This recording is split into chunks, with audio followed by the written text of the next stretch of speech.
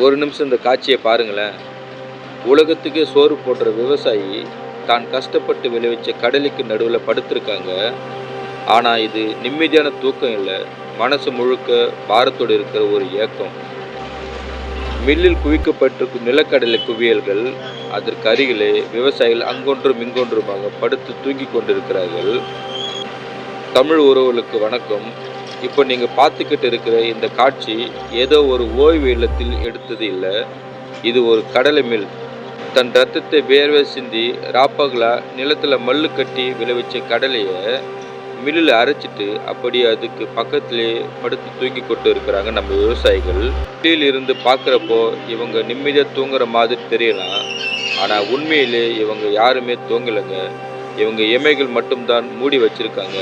ஆனால் மனசு முழுக்க நாளைக்கு விடிய போகிற பொழுது நமக்கானதாக இருக்குமா அப்படிங்கிற பயத்தில் தான் படுத்திருக்காங்க.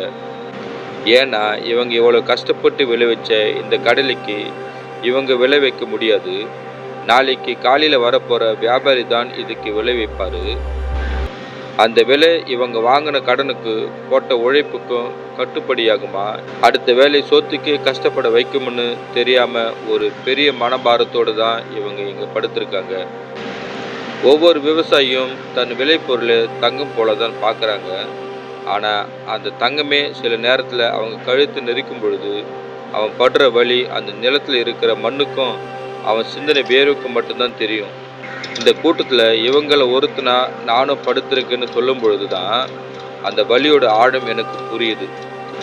உழைக்கிற கைகளுக்கு தெரியாதா உறக்கத்தோட அருமை? ஆனால் வயிற்றில் இருக்கிற பயம் இவங்க கண்ணை மூட விடாது. இது வெறும் கடலை குவியல் இல்லை, ஒரு விவசாயியின் பல மாச கனவு, கண்ணீர் மற்றும் தியாகம்.